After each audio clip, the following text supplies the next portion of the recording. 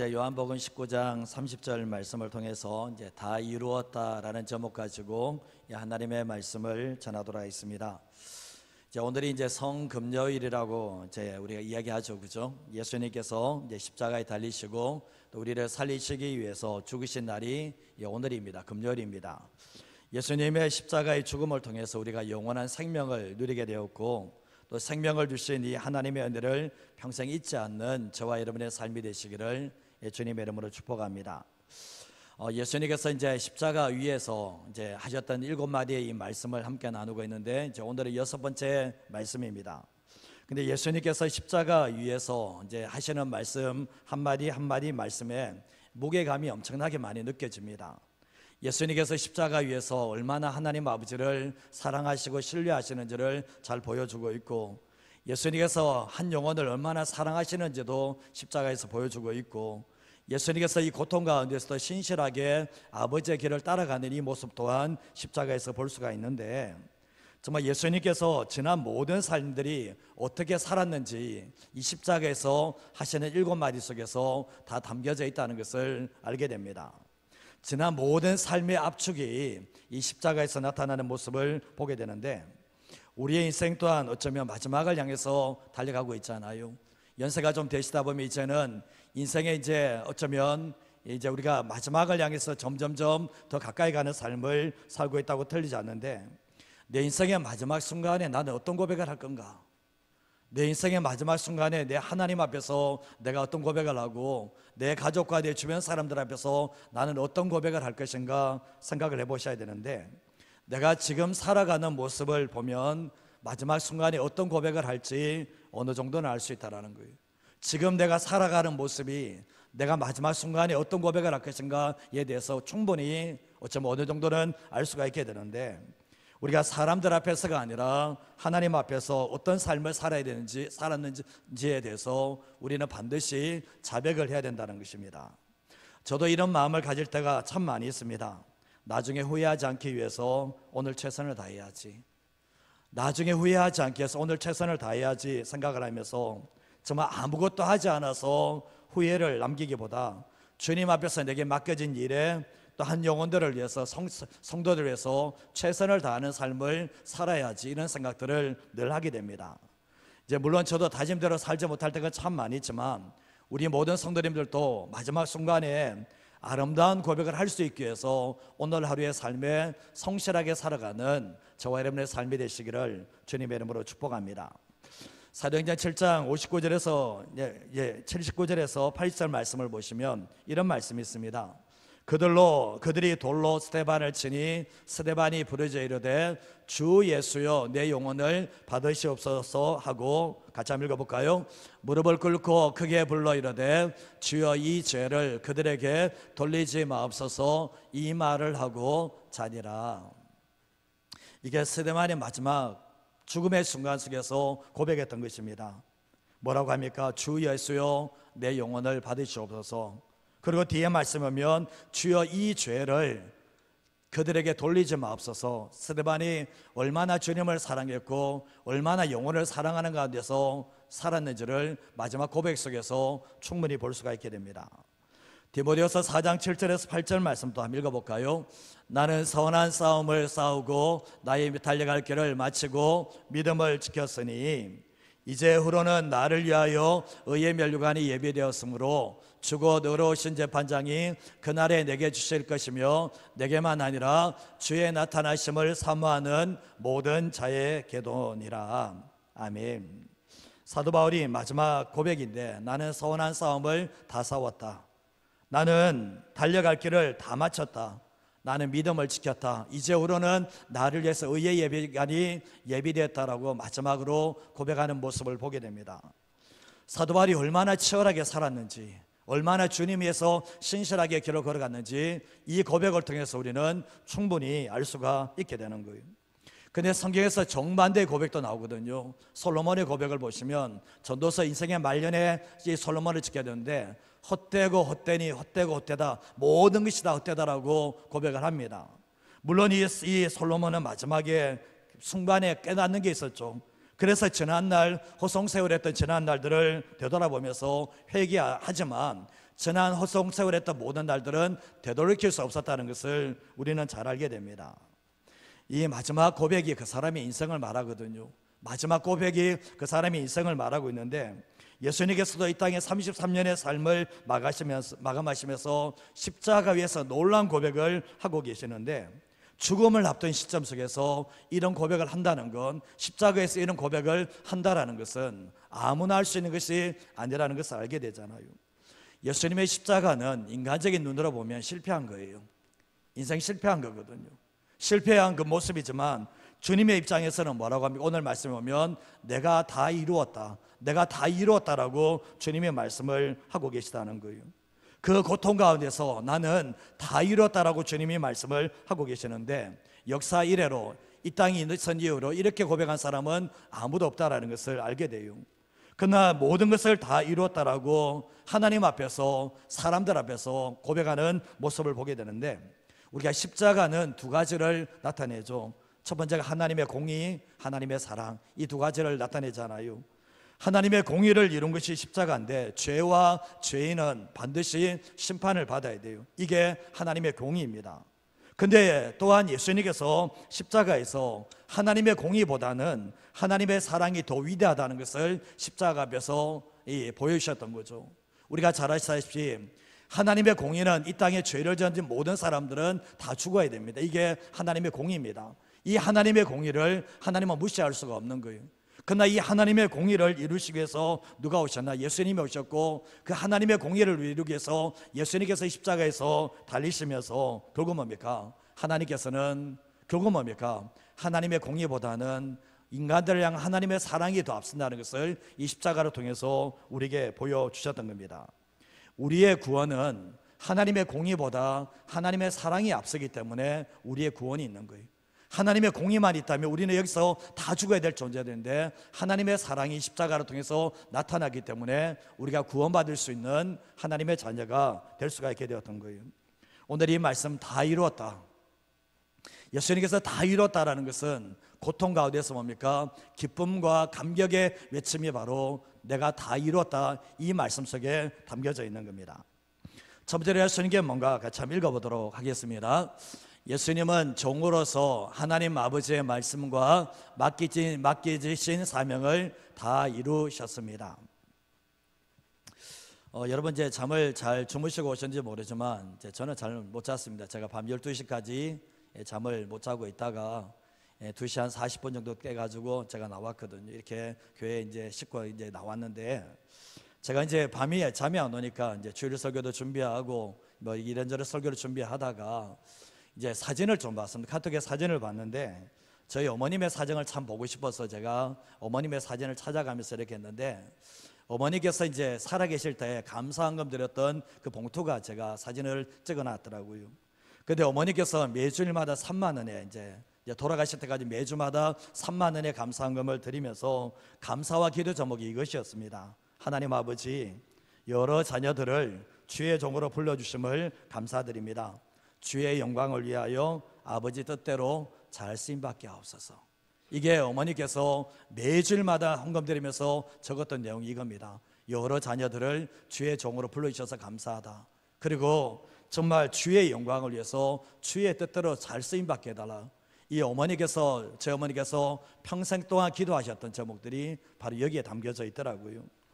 우리가 예수님을 믿는 사람들은 인생의 행복이 목적이 아닙니다. 착각하지 마세요. 인생의 행복이 목적이 되는 사람들은 행복을 목적으로 삼으니까 불행한 인생을 살게 되는 거예요. 되돌아보면 예수님을 믿는 사람에게 행복을 주실 분은 예수님 외에는 없어요. 우리가 세상에 어떤 것을 갖다 줘도 그것이 우리 안에 행복을 가져다 줄 수는 없는 거예요. 그래서 인생의 목적이 예수님이 된 사람들이 행복을 누리는 것이지, 인생의 목적이 행복인 사람들에게 행복은 주어지는 게 아니라 불행한 삶이 주어진다는 것을 우리는 잊지 마시고 살아가셔야 된다는 거예요. 예수님은 하나님의 아들이시지만 스스로 종이 되셨습니다. 예수님은 스스로 하나님의 아들이시지만 스스로 하나님의 종이 되고 사람의 종이 되셨는데, 구약에 약속된 모든 하나님의 말씀을 예수님께서 다 성취하셨습니다. 그래서 내가 다 이뤘다라고 말씀을 하실 수 있는 거죠. 예수님은 단 한 말씀도 거부한 적이 없고 단 한 말씀도 불순종한 적이 없습니다. 하나님 아버지의 기쁘신 뜻을 위해서 자신을 버리시면서까지 사명을 감당하셨기 때문에 다 이루었다라고 주님의 말씀을 하고 계시다는 거예요. 우리가 가만히 보면 창세기 3장 15절 말씀에 보면 이 아담과 하와가 죄를 지었을 때 하나님께서는 뭡니까? 창세기 3장 15절 말씀에 여자의 후손으로 메시아 올 것에 대해서 말씀을 하셨죠. 그리고 또한 이 예수님께서 아브라함과 다윗의 후손으로 오실 것을 말씀하셨죠. 동정녀 마리아에게서 나올 것을 말씀하셨죠. 마태복음 1장 말씀에 그 이름을 예수라고 임마누엘이라는 뜻을 가지고 있다라고 말씀을 하셨죠. 예수님께서 베들레헴에 탄생하실 것을 말씀하시는데 그대로 되었죠. 그리고 또 예수님께서 은 30냥에 팔릴 거라고 했는데 구약이 있는데 그대로 팔리게 되었죠. 예수님께서 어린 나귀를 타신다고 했는데 어긴 나귀를 타시고 가장 가까운 자가, 가장 사랑하는 자가 발 뒤꿈치를 들게 될 거라고 했는데 그대로 이루어졌죠. 예수님이 버림받으시고 심포도주를 마시고 마지막 십자가에 죽으시고 부활하실 모든 것이 다 구약 성경에 예언되어졌는데 예수님께서 단 한 말씀도 어긴 적이 없고 단 한 말씀도 이루지 않은 것이 없다라는 것을 말씀을 통해서 보게 되는 거예요. 예수님께서는 하나님께서 구약에 예언한 그 모든 말씀을 단 한 말씀도 빠짐없이 어김없이 완벽하게 성취하셨다는 것을 말씀하게 하는 거예요. 출생부터 마지막 죽음까지 예언 그대로 다 이루어지게 되는데 예수님에게는 하나님의 말씀은 예하고 아니함이 없다라는 것을 알게 되는 거예요. 예수님이 이 땅에 오신 이유가 뭐냐? 하나님의 말씀을 이루려 하십니다. 하나님의 말씀을 다 이루려 이 땅에 예수님이 오셨다라고 말씀을 하는데 빌립보서 2장 6절에서 8절 말씀도 같이 한번 읽어보겠습니다. 그는 근본 하나님의 본체시나 하나님과 동등됨을 취할 것으로 여기지 아니하시고 오히려 자기를 비워 종의 형체를 가지사 사람들과 같이 되셨고 사람의 모양으로 나타나사 자기를 낮추시고 죽기까지 복종하셨으니 곧 십자가에 죽으심이라.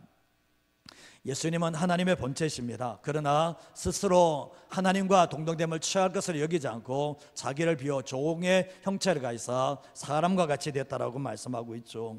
그리고 자기를 낮추시고 죽기까지 복종하셨는데 십자가에 죽으셨다라고 말씀을 하고 있죠. 철저하게 뭡니까? 종이 되어서 결국 뭡니까? 십자가에 죽으셨다라는 것을 말씀하는데 하나님 아버지께서 시키시는 대로 하나님께서 시키시는 대로 순종하는 종의 모습을 보게 된다는 거예요. 요한복음 17장 4절 말씀에 보면 아버지께서 내게 하라고 주신 일을 내가 이루어 아버지를 이 세상에서 영화롭게 하였사오니 라고 말씀합니다. 아버지께서 내게 명령하고 하라고 주신 일을 내가 다 이루었다는 거예요. 그래서 하나님을 이 세상에서 영화롭게 했다라고 분명하게 말씀을 하고 있다는 거예요. 마치 종이 주인에게 하는 것처럼 예수님께서 하나님 아버지 앞에서 종의 모습으로 섬기셨다는 것을 분명히 알 수가 있는 거예요. 우리가 이 다 이루었다라는 말이 테텔레스타이라는 뜻인데 이 테텔레스타이는 당시에 어떤 뜻에서 쓰여졌나 보면 이 종이 주인에게 모든 일을 다 한 후에 이런 고백하는 거죠. 저는 주인님께서 저에게 주신 모든 일들을 제가 다 완성했습니다. 이게 테텔레스타인 거예요. 근데 예수님께서 테텔레스타이라고 했을 때는 뭡니까? 하나님께서 저에게 맡겨주신 세상의 죄를 담당하는 일을 다 완성했습니다라고 십자가 위에서 다 이루었다라고 분명히 말씀을 하고 있다는 거예요. 우리는 삶을 살아갈 때 어떤 삶을 살고 있습니까? 우리가 삶을 살 마지막 죽음의 입장에서 나는 어떤 말을 할까 한번 생각을 해보시면 주님께서 우리에게 원하는 것도 마찬가지지 않습니까? 우리가 이 땅을 살아갈 때 내가 원하는 일을 하는 게 아니라 하나님 아버지께서 내게 어떤 일을 맡기셨는지를 알게 되고 하나님의 자녀이지만 종의 신분을 가지고 예수님께서 우리에게 종이 되셨던 것처럼 우리 또한 하나님 앞에 종이 되어서 하나님의 뜻을 이루려는 삶을 살아가는 사람만이 마지막 죽음 앞에서 테텔레스타이라고 완전하게 말하지는 못하지만 그래도 내가 주님의 뜻을 이루어드리려고 종의 입장에서 이루어드리려고 성실하게 삶을 살았다고 고백할 수 있는 하나님의 사람이 될 수 있다는 것을 잊어버리지 마시길 바랍니다. 그래서 예수님처럼 우리가 하나님 앞에 종이 되어서 주님이 원하시는 일에 수용될 수 있는 저와 여러분의 삶이 되시기를 주님의 이름으로 축복합니다. 두 번째로 하시는 게 뭔가 한번 읽어보도록 하겠습니다. 예수님은 흠없는 제물이 되셔서 십자가에서 인류의 죄값을 완전히 치르셨습니다. 테텔레스타이가 종이 주인에게 맡겨진 일들을 다 했을 때 다 이뤘다라는 그 말 속에서 테텔레스타이가 있다고 하지만, 또 다른 의미 속에서도 저는 게 뭐냐 보면, 이제 제사장이 하나님께 드릴 제물을, 희생 제물을 검사를 하게 됩니다. 검사하고 난 뒤에 하나님께서 받으실 만한 흠이 없고 완전한 제물이라는 것이 판명되었을 때 그 하타 쓰는 단어가 뭐냐면 테텔레스타이라고 얘기합니다. 이 제물에 흠이 없다라는 거예요. 검사해 보니 없다라는 뜻에서 이 테텔레스타이라는 단어를 쓰게 되었는데, 이와 같이 예수님께서 우리 죄를 대신해서 하나님께 드려지는 흠이 없는 완전한 제물이 되셨잖아요. 그래서 예수님께서 십자가에서 테텔레스타일 때 내가 하나님 앞에서 흠없는 완전한 제물이라는 것을 예수님은 선포를 하고 계시다는 거예요. 하나님께서는 예수님께서 십자가에서 우리 죄를 위해서 흠없는 희생 제물로 올려드렸을 때 주님께서 그것을 받으셨다는 것을 알게 되는 거예요. 히브리서 9장 14절 말씀을 같이 한번 읽어보겠습니다. 하물며 영원하신 성령으로 말미암아 흠없는 자기를 그리스도의 피가 어찌 너희 양심을 죽은 행실에서 깨끗하게 하고 살아계신 하나님을 섬기게 하지 못하겠느냐. 여기 말씀에 오면 성령으로 말미암아 흠없는 자기를 하나님께 드린 그리스도의 피라고 말씀을 하고 있죠. 결국 뭡니까? 예수님께서 하나님 앞에 자기 자신을 드렸는데 흠없는 제물이 되셨기 때문에 마지막 그 순간에도 테텔레스타이라고 외치는 모습을 보게 됩니다. 또한 이 테텔레스타이는 어떤 의미에서 쓰이냐 보면 상업적인 의미 속에서 사용되었는데, 빚이 몽땅 다 갚아졌다, 정말 빚이 완전하게 다 지불이 완료됐다, 이런 뜻을 가지고 있는데, 예수님께서 십자가에서 테텔레스타이라고 했을 때 온 세상 사람들이 지불해야 될 그 죄의 값을 십자가에서 내가 완전히 다 지불 완료했다는 뜻에서 이 테텔레스타이를 쓰고 있다는 거예요. 우리가 성경에서 속량했다, 속전이라는 단어 이런 게 나오거든요. 내가 죄의 빚을 갚아야 되는데 결국 뭡니까? 내가 이 몸값을 갚아야 되는데 결국 뭡니까? 주님께서 나에게 속량해 주시고 속전을 베풀어 주다는 뜻을 가지고 있는데, 죄를 면하기 위해서 드리는 돈이 속전인데 예수님께서 뭡니까? 십자가에서 우리의 죄값을 완벽하게 완전하게 지불했다는 것을 우리는 말씀을 통해서 알게 되는 거예요. 죄의 노예가 자유인이 되려면 속전을 내야 돼요. 속전을 내야 되는 거예요. 죄의 값을 내야 되는 거죠. 그러나 예수님께서 우리의 구원을 위해서 십자가에서 죽으시면서 내가 너희들의 죄를 위해서 완전히 그 죄의 값을 지불 완료했다는 것이 바로 이 테텔레스타이라는 뜻에 담겨져 있다는 거예요. 시편 49편 7절에서 8절 말씀을 보시면, 아무도 자기를 구원하지 못하며 그를 위한 속전을 하나님께 바치지도 못할 것은 그들의 생명을 속량하는 값이 너무 엄청나서 영원히 마련하지 못할 거라고 말씀하고 있거든요. 우리는 보면 한 영혼을 내 가족 살려내는 거, 돈으로 구원할 수 있는가? 돈으로 못 살립니다. 1억 억만금이 있어도 못 살려냅니다. 근데 뭐죠? 생명을 속량하는 값이 얼마나 큰지, 영원히 어쩌면 이 세상에 있는 모든 사람들이 한 영혼 살려내기 위해서 준비한다 할지라도 그 못 만들어낸다는 거예요. 그만큼 결국 뭡니까? 생명을 속량하는 값이 엄청나게 비싸다는 것을 우리에게 말씀을 하고 있는데, 세상의 그 무엇으로도 사람의 영혼을 살려낼 수는 없다라는 거죠. 근데 그 값을 치를 수 있는 분은 예수님밖에 없다라는 거예요. 예수님께서 십자가 위에서 인류의 모든 죄의 값을 십자가에서 지불하시고 완료를 하셨는데, 그렇기 때문에 우리가 그 죄의 값을 우리가 치를 수도 없을 뿐더러 치를 이유도 없다는 것을 말씀하고 있는 거예요.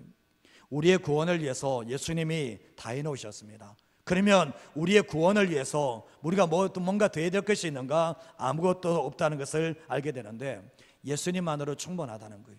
예수님께서 다 이뤘다고 말씀하시면서 모든 인류의 사람들이 다 하나님께 용서받을 수 있는 그 죄의 값을 내가 다 치러놨기 때문에, 내가 나를 영접하고 나를 구원자로, 나를 주인으로 영접하면 그 모든 죄를 다 용서해 주시겠다라고 우리에게 말씀을 하고 계시다는 거예요.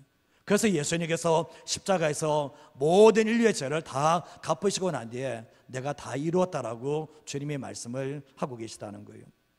고린도서 5장 14절과 15절 말씀을 한번 읽어보겠습니다. 그리스도의 사랑이 우리를 강권하시는도다. 우리가 생각하건대 한 사람이 모든 사람을 대신하여 죽었은즉 모든 사람이 죽은 것이라. 그가 모든 사람을 대신하여 죽으심은 자들로 하여금 다시는 오직 그들을 대신하여 죽었다가 다시 살아나신 이를 위하여 살게 하려 함이라. 아멘. 14절 말씀에 보면 우리가 생각하건대 한 사람이 모든 사람을 대신하여 죽었다는, 누굽니까? 예수님을 이야기하고 있잖아요. 그러면서 뭡니까? 한 사람이 모든 사람을 대신해서 죽었는데 모든 사람이 십자가의 죽음과 같다라고 분명히 우리에게 말씀하는 거예요. 근데 예수님께서 모든 사람을 대신해서 죽으셨는데 왜 죽으셨는가? 이제는 우리 자신을 위해서 사는 게 아니라 오직 우리를 대신하여 죽었다가 다시 살아나신 이를 위해서 살게 하기 위해서 우리를 위해서 죽으셨다라고 말씀하고 있는 거예요. 예수님을 믿었다고 하시는 분들이 삶을 살아갈 때 여전히 자신을 위해서 살아가고 있다. 십자가의 이 대속의 희생의 대가가 뭔지를, 이 은혜가 뭔지를 모르기 때문에 지금 자신을 위해 살아가고 있는 거예요. 사도 바울이 예수님을 만나고 난 뒤에 예수님께서 자기의 모든 죄를 용서해 준 것을 경험하고 난 뒤에 사도 바울이 어떤 삶을 살게 됩니까? 내가 예수 그리스도와 함께 십자가에 죽었다는 것을 알게 되면서 더 이상 자기 자신을 위해서 살아가는 게 아니라 예수님을 위해서 자기의 인생을 드리는 삶을 살았다는 것을 우리는 알게 된다는 겁니다. 고린도서 6장 19절에서 20절 말씀도 한번 읽어보겠습니다. 너희 몸은 너희가 하나님께로 받은 바 너희 가운데 계신 성령의 전인 줄을 알지 못하느냐? 너희는 너희 자신의 것이 아니라 값으로 산 것이 되었으니 그런즉 너희 몸으로 하나님께 영광을 돌리라. 주님께서 뭐라고 하십니까? 19절 말씀에 너희 몸은 하나님께로 받은 바 성령의 전이라고 말씀을 하시면서 우리의 몸이 우리의 것이 아니래요. 내 몸이 내 것이 아니라는 거예요.